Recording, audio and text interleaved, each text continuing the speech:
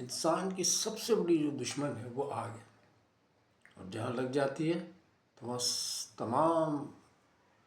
چیزوں کو وہ تباہ و برباد کر دیتی ہے، جلا کے بھسم کر دیتی ہے۔ لیکن اس میں اللہ کا حکم نہ ہو تو ابراہیم علیہ السلام کو آگ میں بچا کے بھی بتاتے ہیں۔ ابراہیم علیہ السلام کو جب آگ میں ڈالا نمرود نے تو اللہ کے حکم سے وہ آگ ٹھنڈی ہو گئی،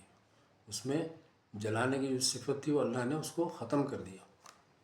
لیکن جب اللہ تعالیٰ کا جب حکم آتا ہے تو ابھی ہم دیکھ رہے ہیں لاس اینجلس کے اندر جو تباہی آئی ہے، جو تباہی آگ نے کی پھیلائی ہے، اور آگ نے پورے لاس اینجلس جیسے امیر ترین شہر اور خوبصورت شہر کو، امریکہ کی اس خوبصورت شہر ہوتا تھا، اس کو جو ہے وہ تباہ برباد کر دیا۔ کہتے ہیں کہ 2021 میں 2022 میں لاس اینجلس میں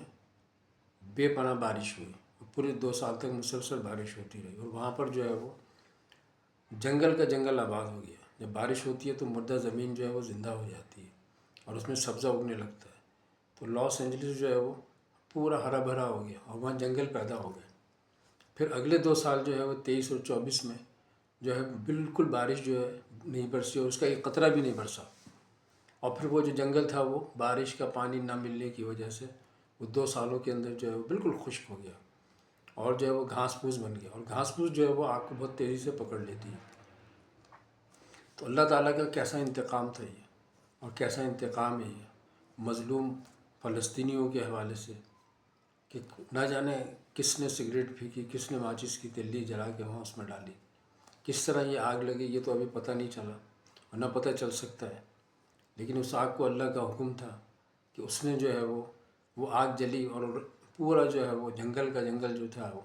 اور اس میں گھرے ہوئے جو مکانات تھے، بڑے خوبصورت مکانات تھے، ہالی ووڈ جو ہے دنیا کا مشہور ترین جو ہے وہاں کا فلمی جو ہے وہ شہر کہلاتا ہے، یہ اس کو جلا کے راکھ کر دیا۔ اور سونے پہ سہاگا یہ کہ سمندر کی جو تیز ہوائیں تھیں وہ 100 کلومیٹر کے حساب سے انہوں نے چلنا شروع کر دی۔ تو ایک ہواؤں کا تیز چلنا، پھر آگ کا پھیلنا ہواؤں کی وجہ سے، تو پورے جو ہے لاس اینجلس کو جو ہے وہ قبرستان بنا دیا۔ اگر ہم اس وقت فلسطین غزہ کا جو ہے وہ فوٹیجز دیکھیں اور ہم لاس اینجلس کے فوٹیجز کو دیکھیں تو ان دونوں میں کوئی فرق نہیں پڑتا۔ تو یہ جو متکبر لوگ ہوتے ہیں، جو اپنے آپ کو فرعون سمجھتے ہیں، جو آج کے جو فرعون ہیں، تو ان کو اللہ تعالیٰ نے ایک وارننگ دی ہے کہ اگر تم جو ہے وہ یہ ظلم کرنا بند نہیں کرو گے، اس وقت پوری دنیا میں مسلمان یہود و ہنود و نصارہ چنگل میں پھنسے ہوئے اپنی بدعمالیوں کی وجہ سے، لیکن بہرحال وہ کلمہ گو مسلمان ہیں، وہ کلمہ پڑھنے والے ایک اللہ کو مانتے ہیں۔ خرابیاں ہوتی ہیں، بدعمالیاں ہوتی ہیں، لیکن اللہ تعالیٰ اپنے مظلوم لوگوں کی حمایت کے لیے جو پھر وہ نہ فوج بھیجتا ہے، نہ کوئی ایسے ٹیکنالوجی بھیجتا ہے، وہ اپنی مخلوق ہے، کہیں پانی سے عذاب دے رہا ہے، کہیں ہوا سے عذاب دے دیتا ہے، کہیں آگ سے عذاب دے دیتا ہے۔ ابھی آگ کا ایسا عذاب ہے کہ امریکی تاریخ کے اندر، ہسٹری کے اندر یہ شہر اگر پھر بھی بعد میں آباد بھی ہو گیا، لیکن یہ جو ہے وہ کبھی بھی اس انسیڈنٹ کو، اس حادثے کو کبھی نہیں بھولیں گے، جس طرح یہ 9/11 کو نہیں بھولے، اسی طریقے سے اس آگ کو یہ کبھی نہیں بھولیں گے۔ یہ ایک سبق ہے ان لوگوں کے لیے، ان ظالم لوگوں کے لیے جو مسلمانوں پہ ظلم کر رہے ہیں، کہ اللہ تعالیٰ جو ہے وہ کسی فوج کو نہیں بھیجتا، کسی لشکر کو نہیں بھیجتا، وہ اپنی انہی مخلوق سے ہوا، پانی، آگ